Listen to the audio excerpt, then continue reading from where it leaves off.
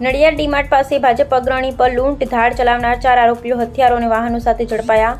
Nadiad town police સ્ટેશનના ડીમાર્ટ પાસે ભાજપ કિસાન મોરચાના મહામંત્રી પર હુમલો કરી લૂંટ ને ધાડ ચલાવનાર 4 રીઢા આરોપીઓને ઝડપી પાડી કાયદેસરની કાર્યવાહી હાથ ધરી। પોલીસે ટીમ આરોપીઓ પાસેથી લૂંટાયેલો મુદ્દામાલ હથિયાર અને ગુનામાં વપરાયેલ 4 વાહનો પણ જપ્ત કર્યા। શું હતી સમગ્ર ઘટના?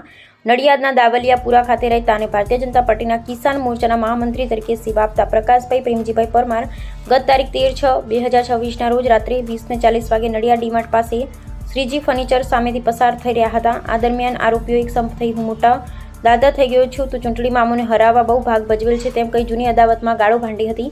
આરોપીએ લાકડાના દંડા તથા ફેટો મારી પ્રકાશભાઈ પર હિંસક હુમલો કર્યો હતો। ત્યારબાદ તથા હાથમાંથી વિવો કંપનીનો મોબાઈલ ફોન ઝૂંટવી લીધો હતો અને ખિસ્સામાંથી રોકડા ₹30,000ની લૂંટ ચલાવી ફરાર થઈ ગયા હતા। આ અંગે નડિયાદ ટાઉન પોલીસ સ્ટેશનમાં ગુનો દાખલ કરવામાં આવ્યો।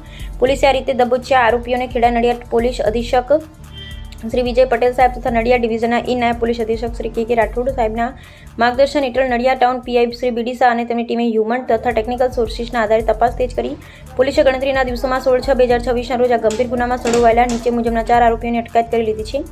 એક ચિરાગભાઈ રસિકભાઈ ચાવડા રહે દાવલિયાપુરા નડિયાદ, બીજા ગોપાલભાઈ ઉર્ફે ગોપુ રસિકભાઈ ચાવડા રહે દાવલિયાપુરા નડિયાદ, ત્રીજું નીતિનભાઈ ઉર્ફે ગોપાલભાઈ જયંતિભાઈ પરમાર રહે સિવિલ રોડ શાળા નંબર 43 ફરમાન ગ્રીન પાછળ નડિયાદ, 4 મહેન્દ્રભાઈ છોટાભાઈ ચાવડા રહે દાવલિયાપુરા નડિયાદ જિલ્લો ખેડા। પકડાયેલ તમામ આરોપીઓને નામદાર કોર્ટમાં રજૂ કરી તેમના રિમાન્ડ મેળવવામાં આવેલ છે।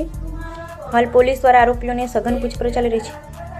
પોલીસે આરોપીઓની ધરપકડ સાથે ગુનામાં લેવાયેલ હથિયાર તેમજ નીચે મુજબના 4 વાહન અને લૂંટાયેલ સામાન જપ્ત કર્યો છે। ફરિયાદીનો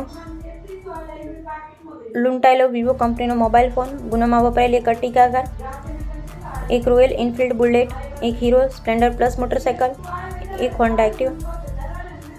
આ ગુનામાં સંડોવાયેલા અન્ય નાસ્તા ફરતા આરોપીને શોધી કાઢવા માટે નડિયાદ ટાઉન પોલીસે ચક્રો ગતિમાન કર્યા છે।